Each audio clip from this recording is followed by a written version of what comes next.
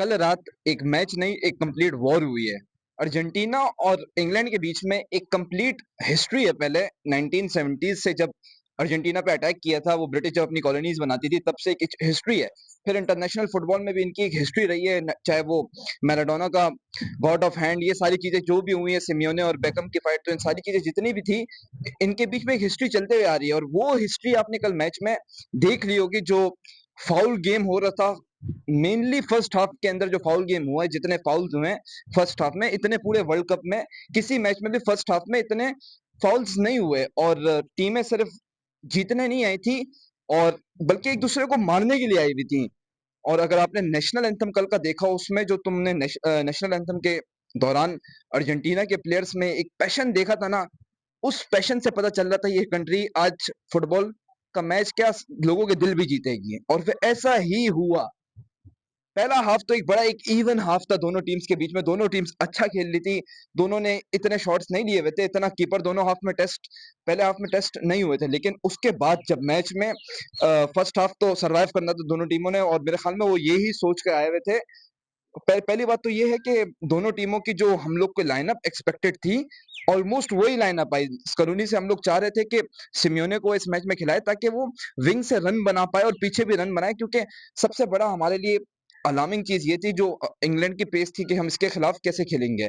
और उसके खिलाफ हमने बहुत अच्छा खेला, उनकी पेस को हमने बहुत अच्छा कंट्रोल किया, उनकी पेस से हमने बहुत अच्छा टैकल किया। उस पर तो कंप्लीटली हम बात करेंगे। खैर, पहला हाफ तो था, वो तो ज्यादा फाउल गेम हो रहा था, गेम बार बार स्टॉप हो रहा था, उसके अलावा एक दूसरे को मारने के लिए आ रहे थे।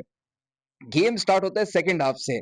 सेकंड हाफ में 55 मिनट पे या 54 मिनट पे गॉर्डोन का आता है बैंगर। क्या गोल आया था गॉर्डोन का, बहुत अच्छा गोल था गॉर्डोन का। वो लग बड़ा सिंपल रहा था कि वो पीछे से मोलिना के पीछे से आया और आराम से मार दिया। ऐसा होता नहीं है, बड़ी मुश्किलों से स्पेस बनानी पड़ती है वो गोल मारने के लिए। क्योंकि अगर आपने देखा हो तो मोलिना उसमें बार बार पीछे देख रहा था, और वो चेक करना चाह रहा था कि ये कहाँ से आएगा, ये कहाँ से आएगा। और वो उसकी लास्ट एक्सपेक्टेशन ये थी कि वो राइट की तरफ से आएगा, लेकिन वो राइट की तरफ से आता नहीं, वो पीछे से लेफ्ट से घुसता है और फ्लिक करता है। और वो फर्स्ट फ्लिक जो होता है गोल के अंदर, वो भी एक यंगस्टर्स के लिए बड़ा मुश्किल होता है। यंगस्टर्स के लिए इतने बड़े स्टेज में, इतने प्रेशर के अंदर सीधे सीधे गोल मारना भी बहुत मुश्किल हो जाता है।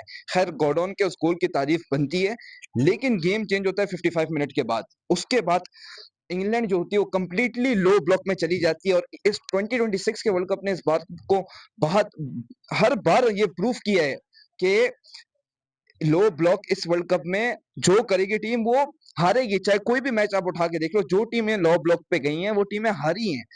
2022 में काफी काफी कहानी डिफरेंट थी। वहां पे मोरक्को बहुत अच्छा खेली थी लो ब्लॉक करके। इस तरह बाकी भी टीमें थी जो आगे गई थी लो ब्लॉक करके। मगर इस वर्ल्ड कप में इजिप्ट का मैच ले लो अर्जेंटीना के साथ, जो लो ब्लॉक करेगा वो हारेगा। 72 मिनट पे चेंज आता है, इंग्लैंड का पहला चेंज, जिसमें वो गॉर्डोन को बाहर बिठाता है और अंदर वो ले आता है कौन सा को ले आता है। उससे ये समझ आ जाती है हमें। और ये कौन सा को क्यों लेकर आया, मैं तुम्हें बताता हूँ डिसीजन क्यों लिया। तुम्हें याद होगा कि एक सिमियोने को बॉल मिली थी, उस बॉल में स्पेंस का एक बहुत अच्छा टैकल था।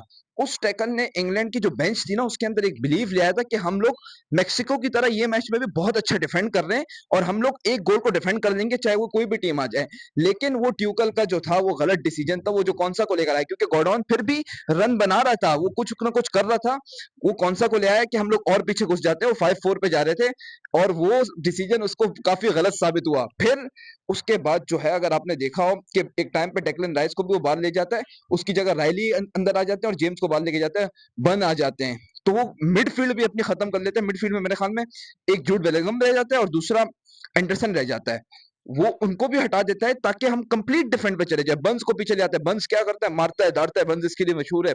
और वो टैकल अपने मैचेस उसके होते हैं क्लब के मैचेस में, वो जब भी टैकल मारता है उसके बाद वो सेलिब्रेट करता है। तो वो बड़ा मतलब एक एक्टिव खिलाड़ी है इस चीज में। तो ट्यूकल की स्ट्रेटेजी समझ आ गई थी हमें कि कंप्लीट डिफेंस पे जाएगा। और वो टाइम होती है अर्जेंटीना के कोच की डिसीजन मेकिंग। स्कलूनी इस चीज के लिए मुझे अभी से नहीं, शुरू से बहुत पसंद है, जो ये इन गेम चेंजेस करता है।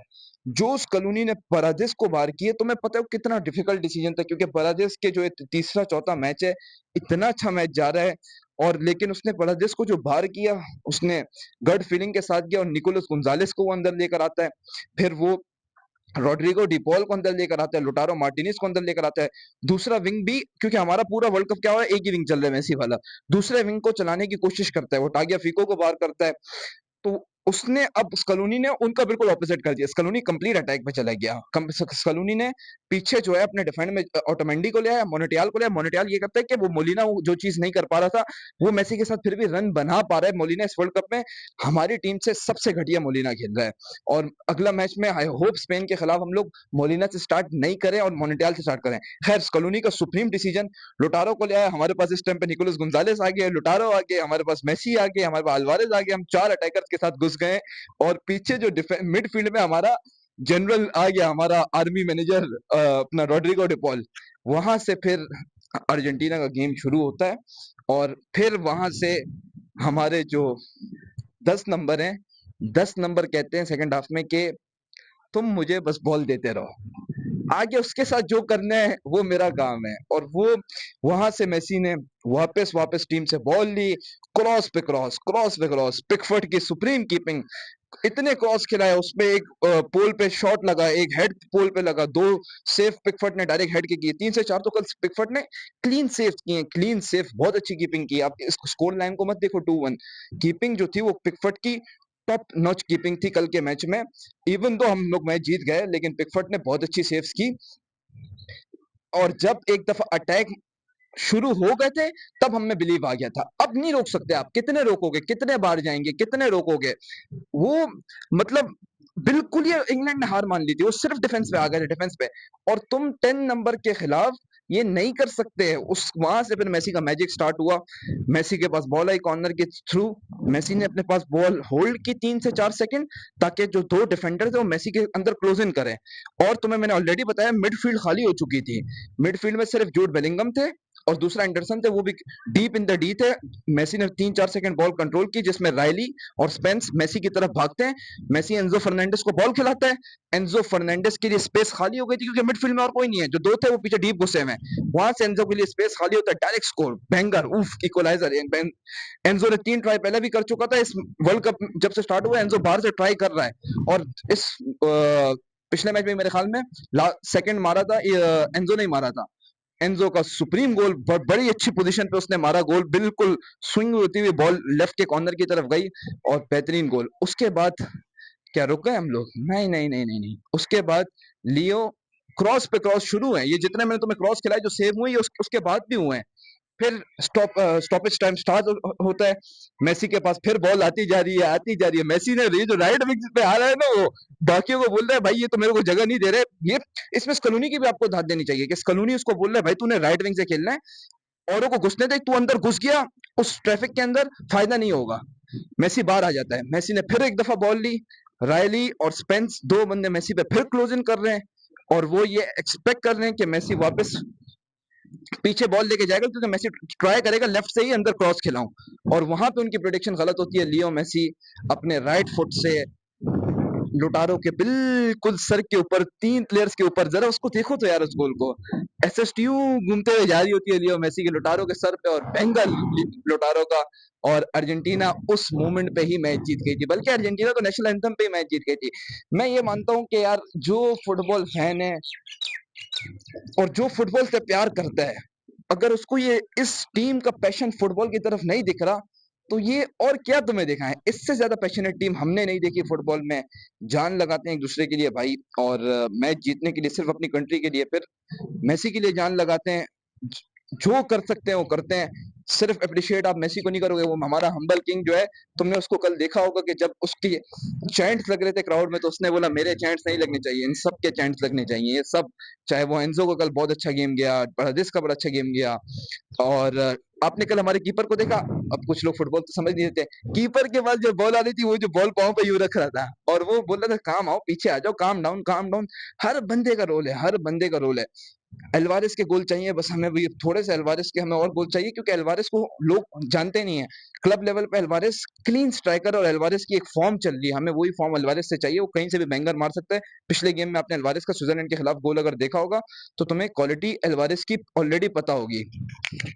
खैर, फिर अब बात करते हैं आखिर में कि कुछ पंडित से इंग्लैंड के, चाहे वो इयन राइट हो, गैरी नेवल हो, जॉन टेरी हो, चाहे इंग्लैंड का कोच ट्यूकल हो, जो कह रहे थे हम अर्जेंटीना को सुला लेंगे, अर्जेंटीना को घर भेजेंगे और हम मेसी से थ्रोन खींचेंगे।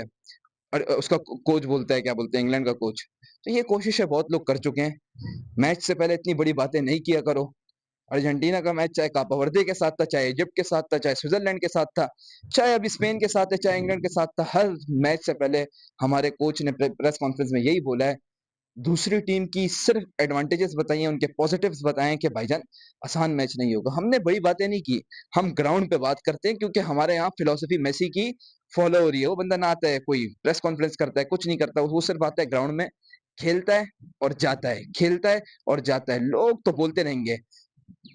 अभी रिसेंटली तो इस वर्ल्ड कप में बड़ी कंट्रोवर्सी हुई अर्जेंटीना के रिलेटेड के ये रिग्ड है, ये हम सुनते हुए आ रहे हैं। इस चीज से हम आदी हो चुके हैं। 2014 का वर्ल्ड कप जो था, 2013 से लेके 2018-20 तक का टाइम हमें याद है यार, कि लोग बोलते थे ये इंटरनेशनल टूर्नामेंट्स के लिए बना हुआ नहीं है, और ये जो है ये छोटे मोटे टूर्नामेंट खेलता है जैसे क्लब लेवल के।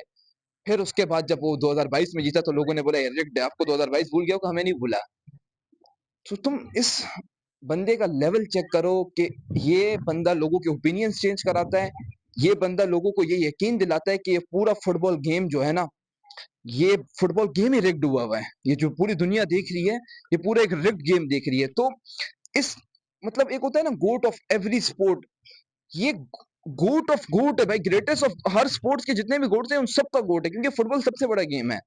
तो सबसे पहले तो मैं उन लोगों को से एड्रेस करना चाहूंगा जिनके पास आज से 14-15 साल पहले ये चॉइस थी कि आपने कौन से प्लेयर को लेके अपनी जिंदगी में अपने सपोर्ट करना है, और उस दौरान अगर किसी ने लियो मेसी को सपोर्ट करने का सोचा और डिसीजन लिया, तो अपनी इस चॉइस को चेरिश करो, क्योंकि लियो मेसी जैसा ना कोई था, ना कोई है, ना कोई आएगा। Full stop. लियो मेसी ने जो कल 13-14 मिनट इनके साथ आखिर में किया है, 40 साल की उम्र में किया है, इसको नहीं, और ये तुम्हारे लिए फर्स्ट टाइम होगा।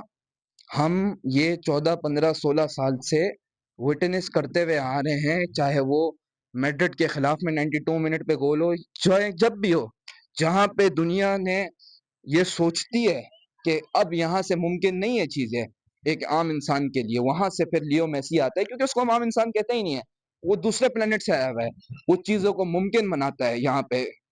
तो फुटबॉल में अगर आपको ओपिनियन है कोई और प्लेयर उससे बेहतर है, बहुत अच्छा, ही आपको ओपिनियन हो सकता है, हम आपके ओपिनियन का रिस्पेक्ट करते हैं। अगर आप कहते हो कि ये फैक्ट है कि इससे अच्छा कोई है, तो आप जितना जल्दी लियो मेसी को greatest of all time accept करोगे, उतना आपके दिल को तसल्ली मिलेगी, उतना आप सुकून में आओगे। वरना पूरी जिंदगी रोते रहोगे सोशल मीडिया पे आके कि वर्ल्ड कप इसके लिए रिग्ड है, ये दुनिया इसके लिए रिग्ड है, और इसी चीज में अपने आप को खुश रखोगे।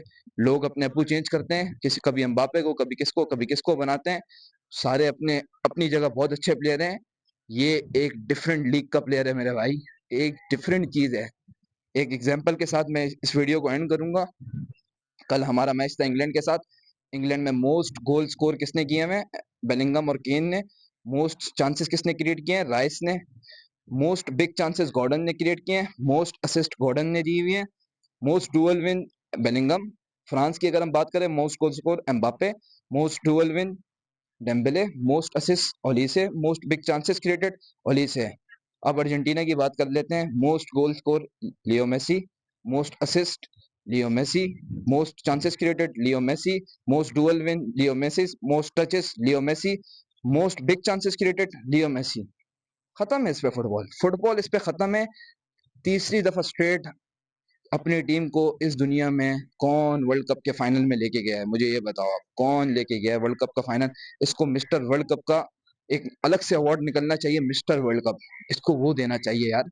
33 जीए चल रहा है इसका वर्ल्ड कप में यार। अर्जेंटीना जैसी टीम के साथ सुपरस्टार थे इंग्लैंड में जो प्रीमियर लीग में खेल रहे थे। हमारे यहाँ इतने बड़े सुपरस्टार नहीं है, हमारे यहाँ स्पिरिट है। इस स्पिरिट के साथ हम 3 वर्ल्ड कप खेले। कोशिश करेंगे कि हम लोग इस वर्ल्ड कप को भी जीते। अगर नहीं भी जीते, खैर हो गई, हम बहुत खुश हैं मेसी से। इससे ज्यादा मांगना गुनाह है, कबीरा गुनाह है मेसी से इससे ज्यादा मांगना, कि मेसी अब वर्ल्ड कप भी जीत के दे दे, क्योंकि एट द एंड ये वर्ल्ड कप जो भी जीता, जीत बारसा की होनी है। तो मिलते हैं नई वीडियो में, स्पेन और अर्जेंटीना पे शायद बात करें थोड़ी बहुत।